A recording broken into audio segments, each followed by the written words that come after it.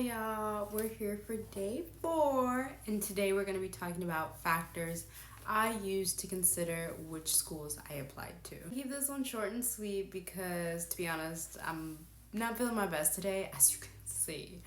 But I wanted to make sure I'm consistent and giving y'all information. As many of you already know, I applied to 5 schools. I applied to Harvard, UC Berkeley, NYU, Columbia, and Michigan. As an FYI, UC Berkeley was my #1 choice, so I was really interested in attending that school at the time. And there were a lot of factors that made me choose to pursue these schools as a program. If you're looking at national rankings, UCLA and UC Berkeley are probably the top 2 programs if you're looking specifically on different listservs, etc. But I knew that it wasn't just a ranking for me that was important as a factor. Some of you know I'm from Los Angeles, and for undergrad I was in Chicago. I really wanted to get some experience on the East Coast and see if I wanted to be there long term. And if not, I knew I could always come back to LA or California more generally. One thing that I think everyone should consider when they're thinking about different grad programs is the professors at your school. The reason I say this is because many of them live on the coast that they teach at.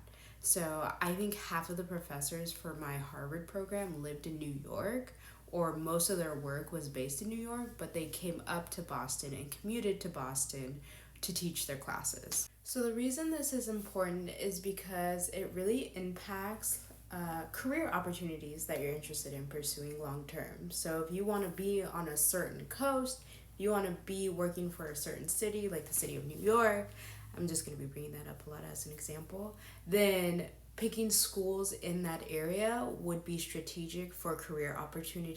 For example, for my class that graduated out of like 70, we were a bigger class that year because of COVID and people taking leaves, but for the 70 of us, there were only 5 of us who ended up in California, me being one of them. I'm gonna say about 30 to 40 people ended up in either Boston or New York. There was a lot of people who stayed on the East Coast, and then a few people went to the Midwest, some went to the South, so that was basically the other 20 people. So think about that in relation to different types of opportunities you want to pursue. Obviously, if you're interested in consulting, you can really do that anywhere, but some planning firms specifically are only on certain coasts. For example, like Cascadia, Rincon, they're only on the West Coast. So think about that in terms of places you're interested in working at. Thirdly is different types of specializations you're interested in could be a factor for which program you pursue. At the time when I was applying, I was really interested in design work, specifically how spaces shape experiences through design.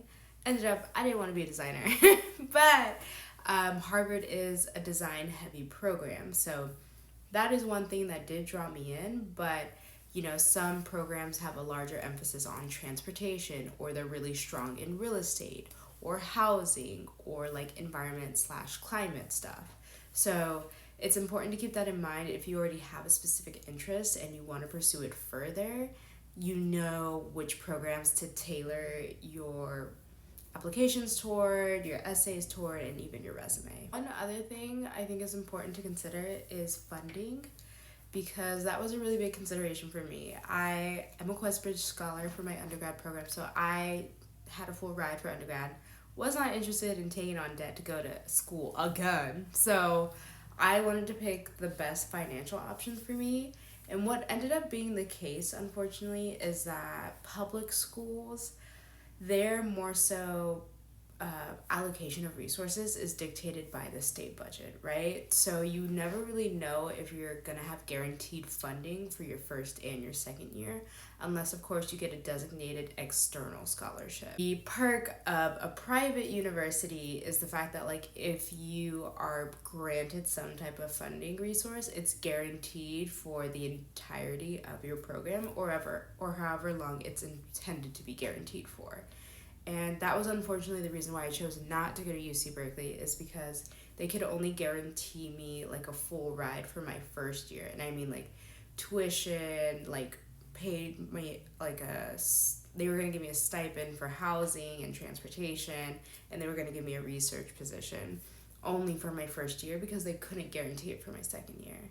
And I didn't want to risk having to go like 35K into debt, knowing that there was another school like Harvard who could pay for both years fully. NYU could pay for both years fully, and they're also great schools as well. So that's just another factor to keep in mind. And I want to give a little more context to the UC Berkeley situation, which is why, again, it's important to talk to people from programs you're interested in, because after receiving admission to UC Berkeley, I ended up on a call with a woman who attended the university now, or at that time, and she essentially told me that she got the same exact package as me financially her first year, and then her second year didn't get any funding.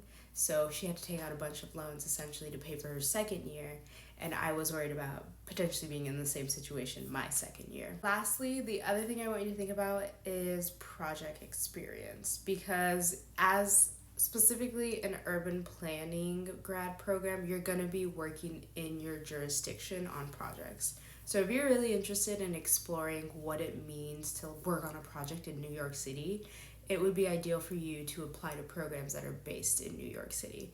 If you're interested in solving the affordable housing crisis in LA, it would be ideal for you to attend USC or UCLA for their urban planning program, because those are the types of projects you will be read into, and you will make those connections in that city as well, as I mentioned earlier. So if you want to build out your portfolio and make it transferable with a city designated project, that's something important to keep in mind as well. I personally wasn't swayed too much by the fact that I would be in Boston, because I knew that wasn't going to be my long-term place. So I was more specifically interested in building out transferable skills and also creating a narrative around, like, yes, I'm interested in environmental justice and climate resilience planning. How can I transfer that to a city or a county or a jurisdiction or just a job that I'm really interested in? I'm happy to answer any questions you may have about factors that shaped my decision to attend Harvard University for their graduate program in urban planning, and also just their graduate program more generally. I'm happy to walk through factors that shaped my decision. And if you have any comments, feel free to comment below. If not, I'll see you tomorrow.